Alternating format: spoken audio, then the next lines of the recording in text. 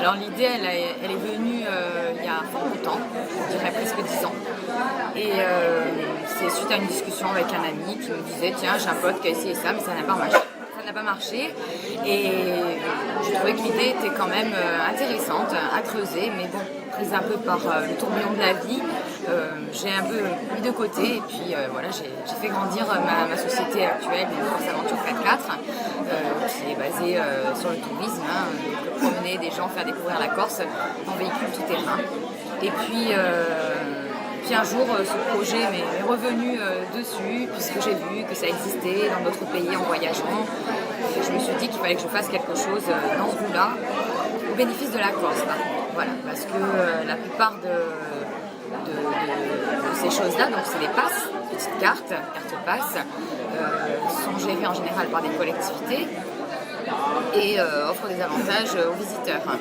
Et donc, comme ça n'existe pas, ça n'a pas été fait en Corse encore aujourd'hui, du moins il y a eu des tests mais qui n'ont pas été fructueux parce que j'ai étudié un petit peu le marché, savoir pourquoi ça s'est cassé la figure, simplement parce qu'il n'y a pas vraiment eu un élan de fédération, à pas fédérer les socio-professionnels, il manquait des choses pour que ce soit viable. Et donc tout en y réfléchissant et en ayant aussi le recul sur mes 10 ans d'entreprise dans le domaine du tourisme, en écoutant les doléances de nos visiteurs, j'ai pu mettre en place et faire aboutir ce projet, donc, qui maintenant n'en est plus un, puisque le lancement est prévu pour le 1er juin, la société est créée depuis 3 jours, et donc ça y est, c'est parti, on va dire.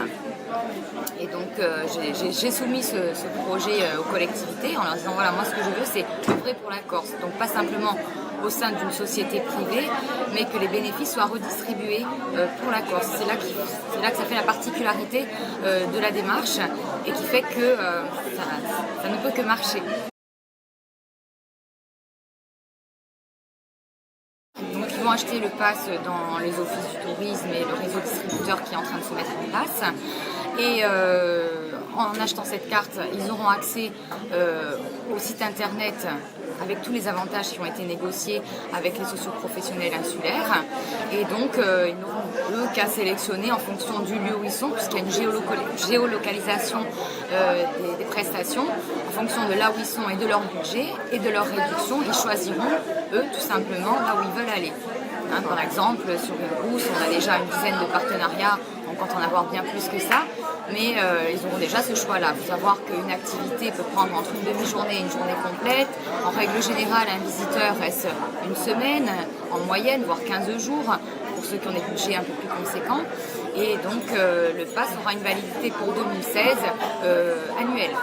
Donc, ils pourront revenir même pendant l'hiver et jouir d'autres prestations qui sont ouvertes l'hiver. Parce que là aussi, il y a une carence et on vise aussi à développer cet accueil sur l'année. Parce qu'il y a des prestations qui sont annualisées et malheureusement, elles ne sont pas mises en avant. Donc, avec le système d'Internet, on va pouvoir les mettre en avant au moment de leur saison à eux.